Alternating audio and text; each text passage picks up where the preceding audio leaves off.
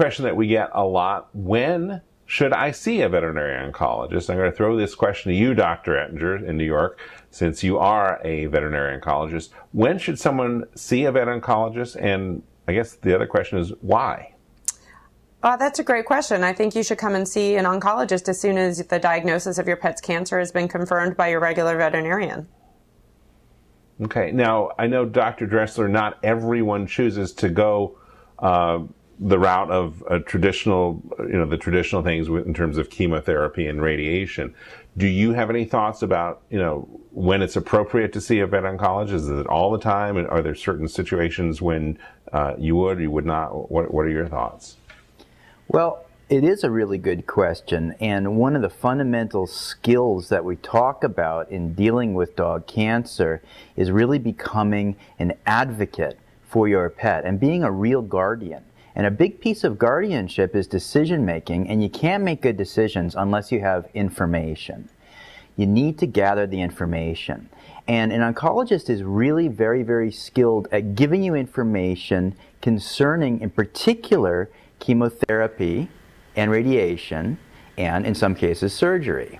So if you're contemplating using those treatments, which are the conventional treatments for dog cancer, you should at least try to see an oncologist so you can get the information to arm yourself to make a good decision concerning the well-being of your dog. You may also want to... go ahead, Jim.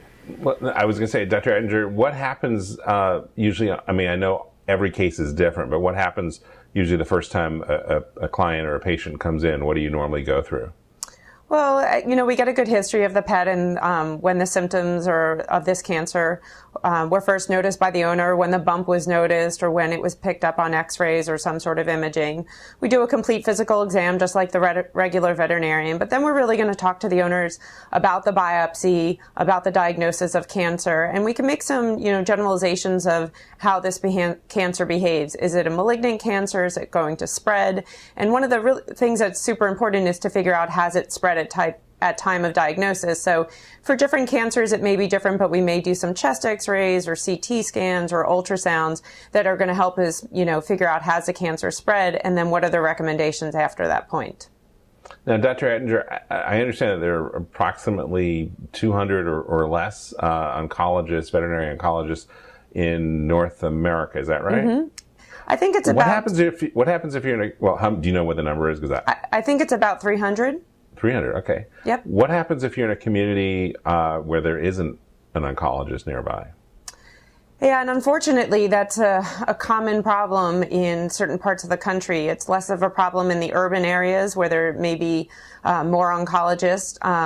You can go to ACVIM.org, and there's a little tab where you can try to find a specialist near you, and you can put in your state or your zip code, and it can at least tell you what oncologist may be near you.